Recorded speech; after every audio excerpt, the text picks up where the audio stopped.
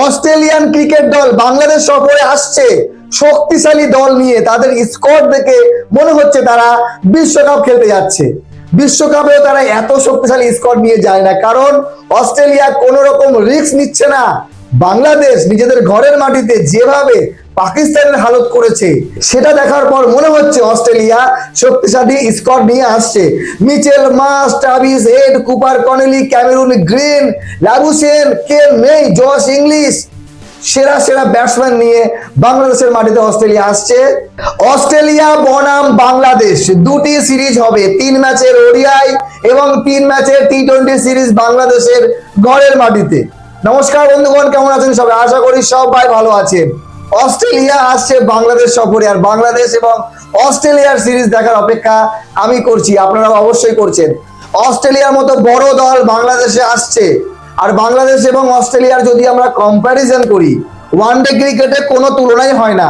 Australia Bangladesh মাত্র 1টি match জিতেছে, অস্ট্রেলিয়া 20টি ম্যাচ জিতেছে 22টি ম্যাচের ভিতরে। তবে টি20তে বাংলাদেশ অস্ট্রেলিয়াকে টক্কর দেয়। তো বাংলাদেশের ঘরের মাটিতে প্রথম শুরু হবে 9 জুন থেকে ওডিআই সিরিজ দিয়ে।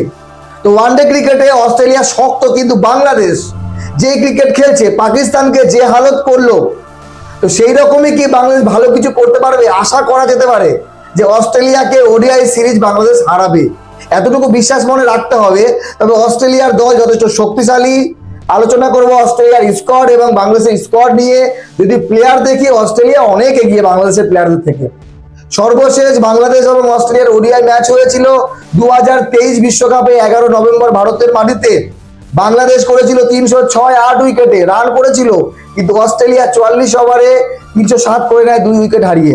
তারপরে 2023 থেকে 2026 অলমোস্ট 2.5 বছর পর বাংলাদেশ এবং অস্ট্রেলিয়া ওয়ানডে ম্যাচ খেলবে। কারা জিতবে কমেন্ট করে অবশ্যই জানাবেন। অস্ট্রেলিয়া এবং বাংলাদেশের ওয়ানডে ম্যাচ মিরপুরে শেরে বাংলায়, আর সেখানে বাংলাদেশ টপ ক্লাস পারফরমেন্স দেয়। অস্ট্রেলিয়াকে হারানো বাংলাদেশের জন্য খুব একটা সহজ না হলেও কঠিন হবে না। তো চলেন তাহলে একবার অস্ট্রেলিয়া এবং বাংলাদেশের স্কোয়াড একবার দেখে নিই। যদি প্লেয়ার ওয়াইজ দেখি, তাহলে অস্ট্রেলিয়ার প্লেয়ার যথেষ্ট ভালো, সেরা সেরা প্লেয়ার এবং শক্তিশালী দল নিয়ে বাংলাদেশে এসছে। কারণ অস্ট্রেলিয়া রিস্ক নিতে চাইছে না যে ভাই বাংলাদেশের মাটিতে বাংলাদেশ আমাকে যদি হারিয়ে দেয়, সেই জন্য ফুল টাইট দল নিয়ে এসছে।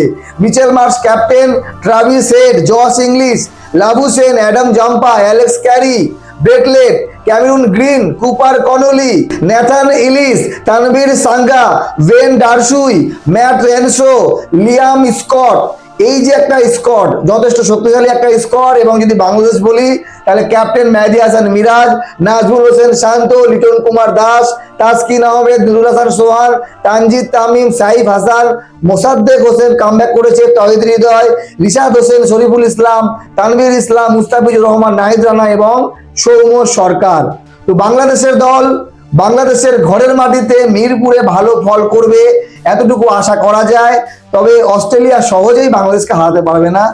অস্ট্রেলিয়ার যে স্কোয়াড, এই স্কোয়াড প্রমাণ করে যে তারা কোনো মতো রিস্ক নিচ্ছে না, বাংলাদেশকে হালকাভাবে নিচ্ছে না। একটু ঢিলা দিলেই বাংলাদেশ ম্যাচও জিতবে, সিরিজও জিতবে। তো অপেক্ষায় আছি 9 তারিখ বাংলাদেশ এবং অস্ট্রেলিয়ার ওডিআই ম্যাচ দিয়ে শুরু হচ্ছে সিরিজের, এবং শুভকামনা রইল বাংলাদেশের জন্য।